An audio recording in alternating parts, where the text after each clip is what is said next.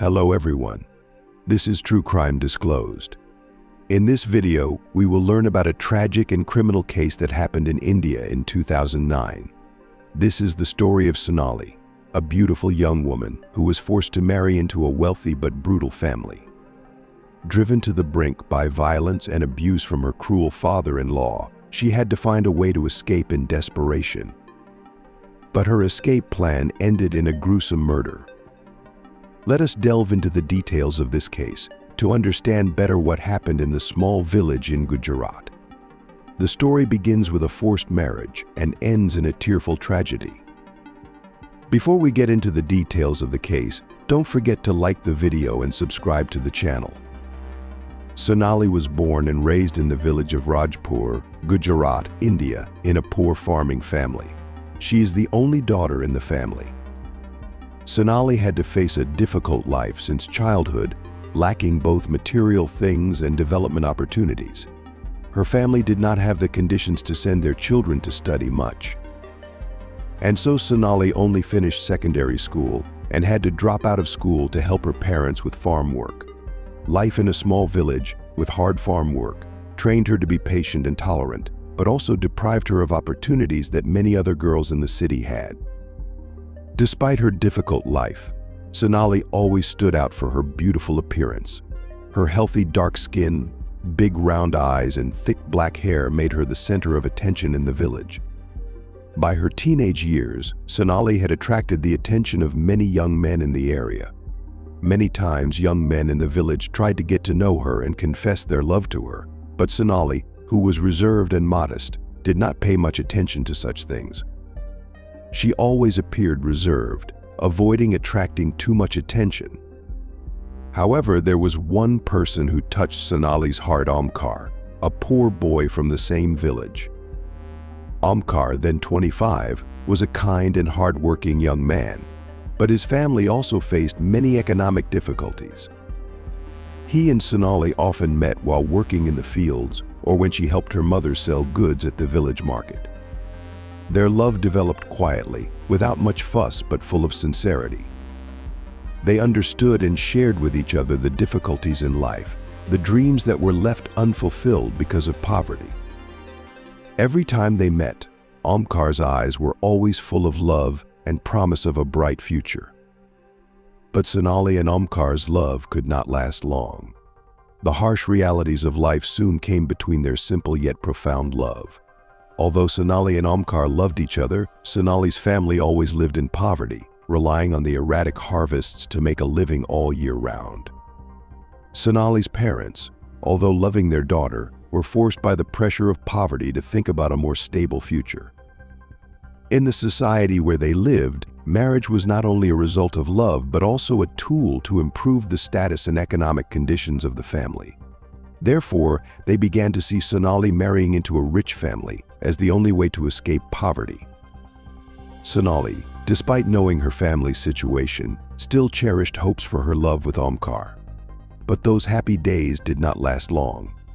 When she was just 23 years old, Sonali's family decided to marry her off to a wealthy family in the town of Patan, near Ahmedabad. The decision was not only driven by the desire to provide a better life for their daughter, but also by financial pressures and the influence of village connections.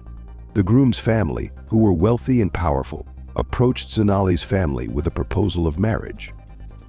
The man Sonali was promised was Sakin, 20 years old, the only son of the family.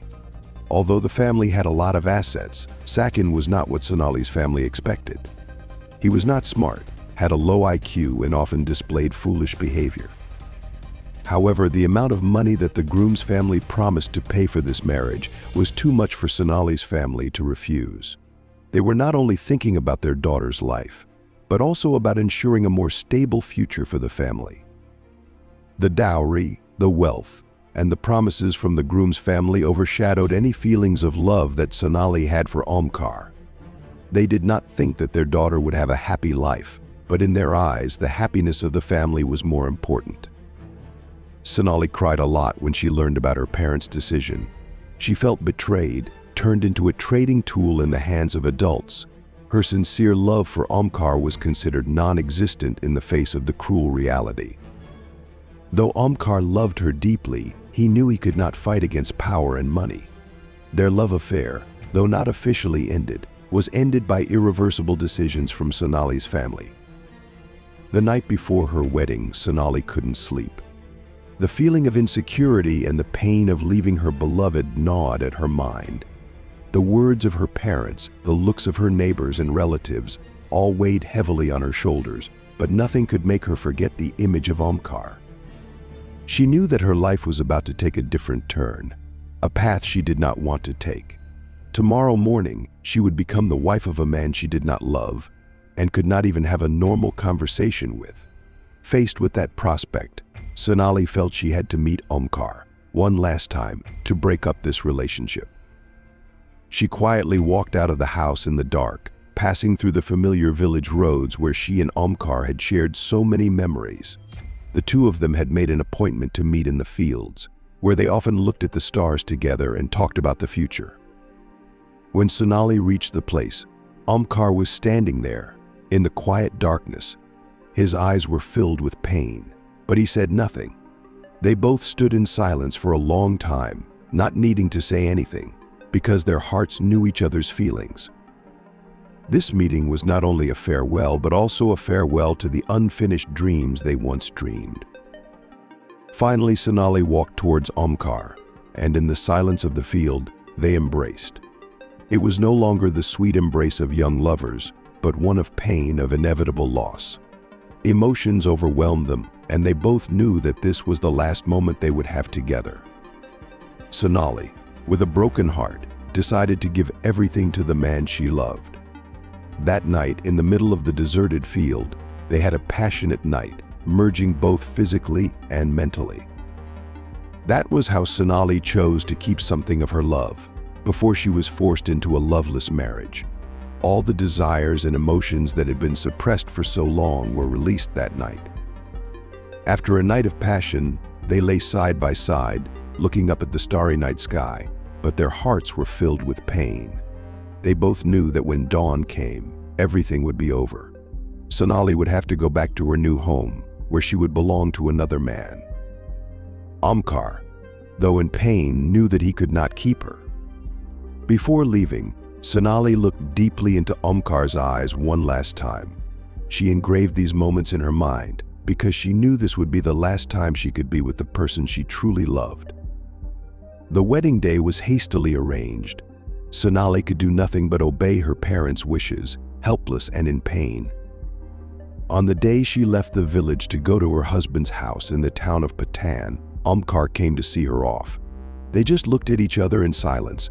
Neither of them said anything, but both of their eyes were filled with indescribable pain.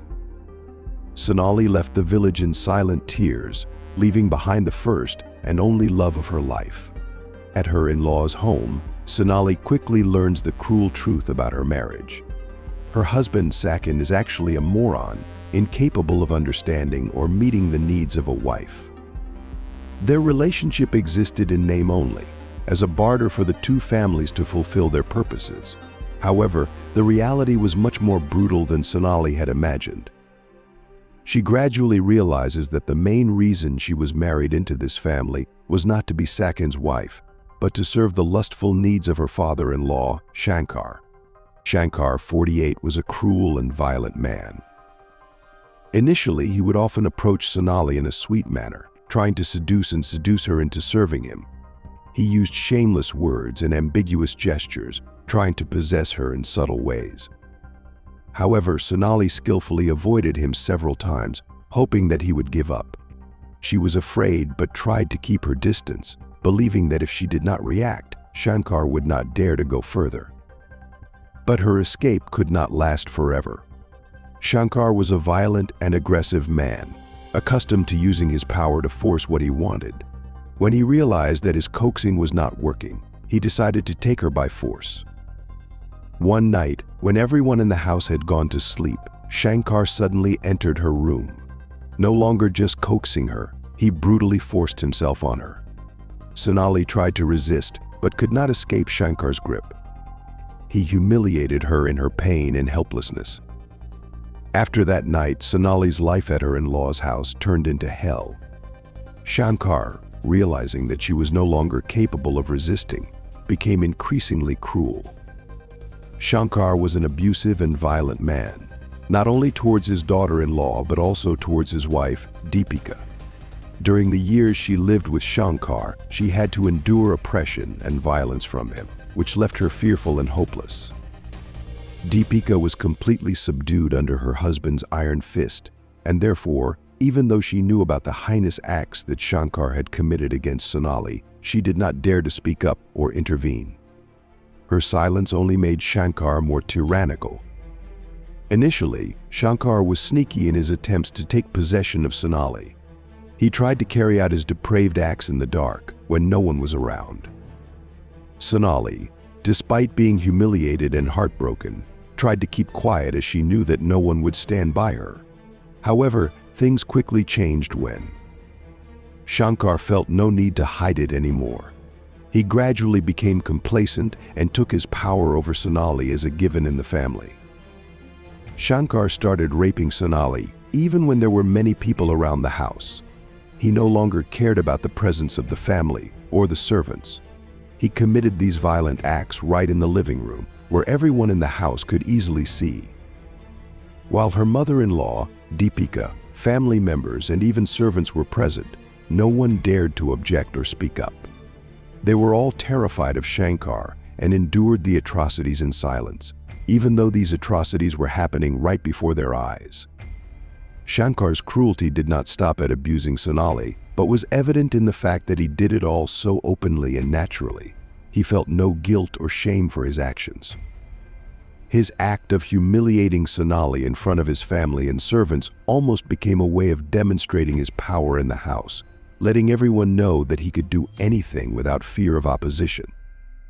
Sonali lives in humiliation and despair, knowing that no one will protect her. Shankar's actions become more frequent and public, causing her to lose all hope of escaping this hellish life.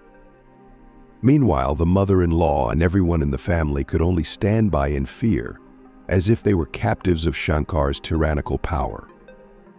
There was a smoldering rumor spreading in the family that the reason why Sachin, Shankar's only son, became dull was not inborn but due to a painful incident in the past. According to rumors, when Sachin was a child, Shankar, with his violent and abusive personality, once got so angry that he hit his son hard on the head. That hit is said to have caused severe neurological damage, causing Sachin to go from a normal child to a retarded child with a low IQ like he is now. Everyone believes that if it weren't for that fateful blow, Sachin might have grown up to be a normal person. Instead, he became a person who was incapable of taking care of himself, completely dependent on his family. Unable to bear Shankar's brutality and the miserable life in this house, Sonali decided to find a way to escape from that hell. After months of physical and mental abuse, she knew she had no one in her husband's family to turn to, not even her mother-in-law. Those around her were silent in the face of Shankar's brutal power. In desperation, she turned to the only person who could help her, Omkar, her ex-boyfriend.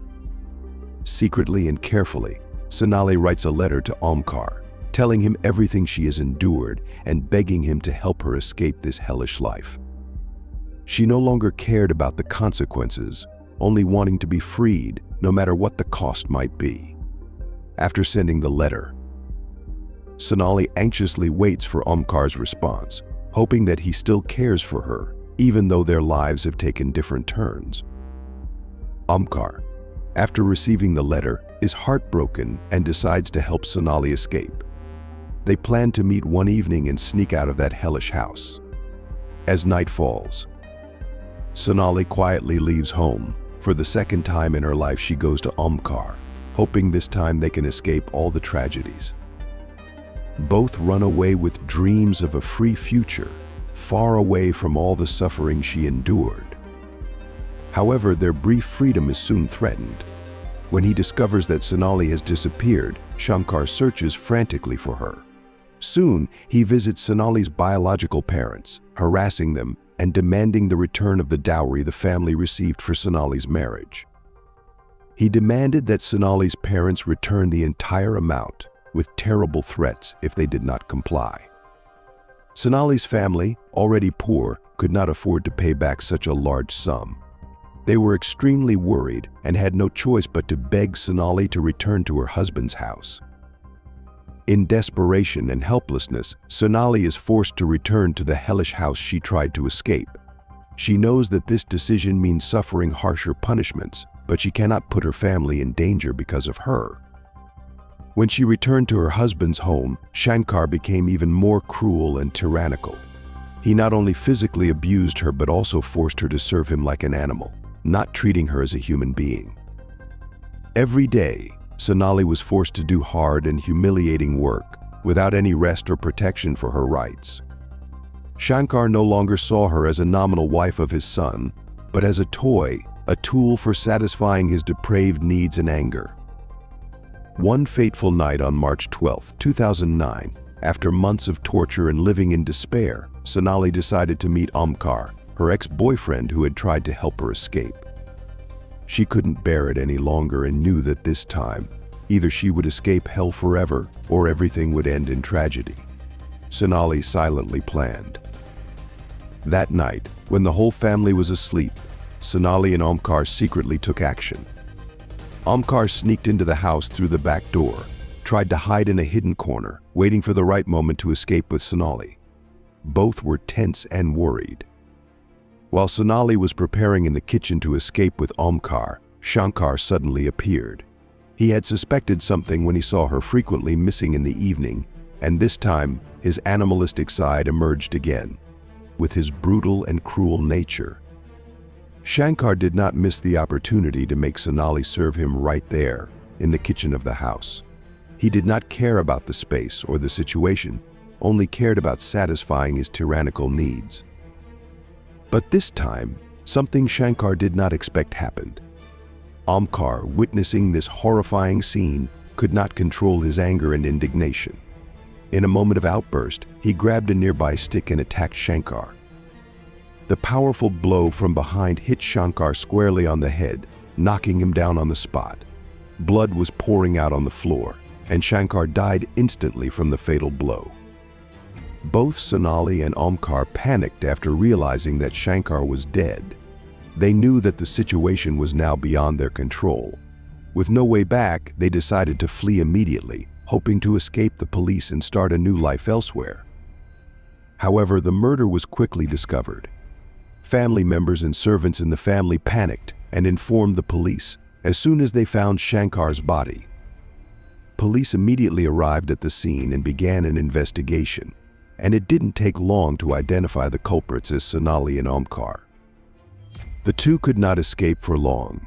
The police quickly cordoned off the surrounding area and launched a manhunt for Sonali and Omkar.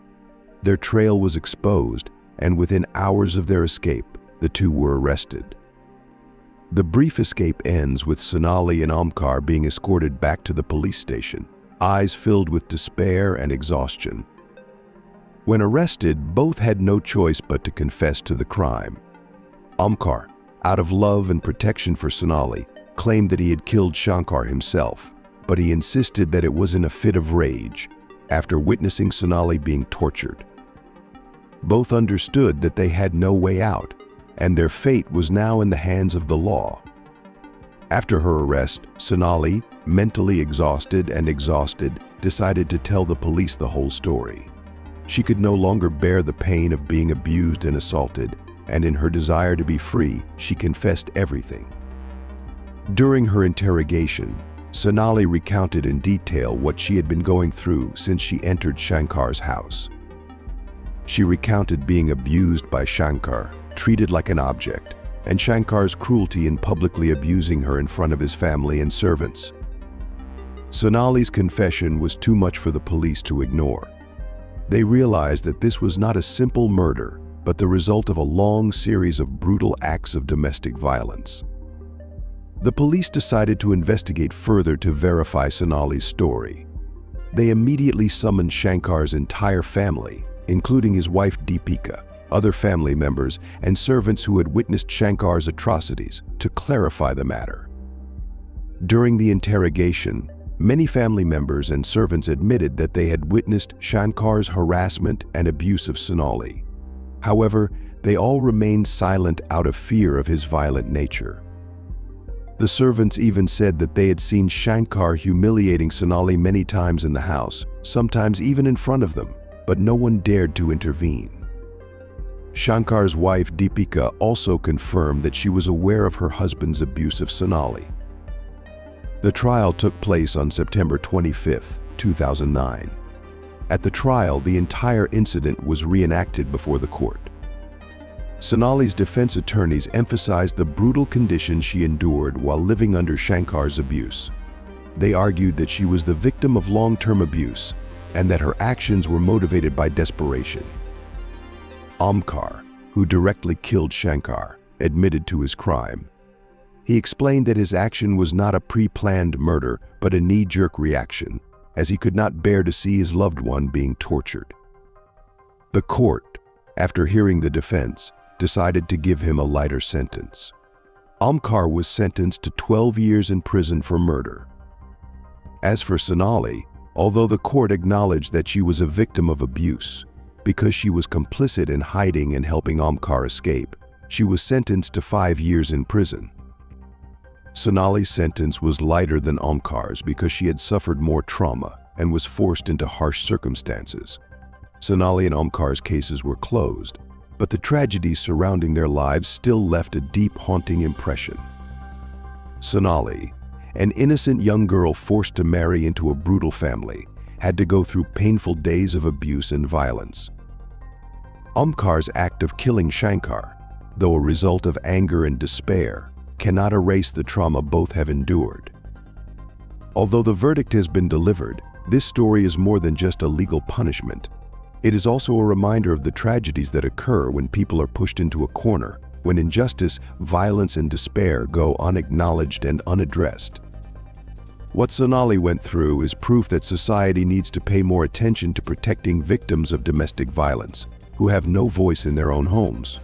Sonali and Omkar both pay for their actions, but the real tragedy lies not in the crimes they committed, but in the trauma they endured, the oppression they could not escape. The case is over, but the pain, loss, and irreversible consequences will remain. After following this case, do you think there are many women in India who are living in similar circumstances, suffering violence and oppression without a voice?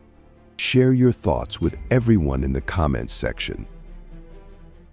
Welcome to Real Crime Family, your ultimate destination for gripping true crime documentaries. Explore real-life mysteries, criminal investigations, and shocking stories from around the world. Our channel covers notorious cases, unsolved crimes, and in-depth analysis of the criminal mind. Each documentary is carefully crafted to provide a realistic, engaging, and thought-provoking look at the world of true crime. Subscribe and join us as we explore the dark side of human nature, the justice system, and the detectives who search for the truth.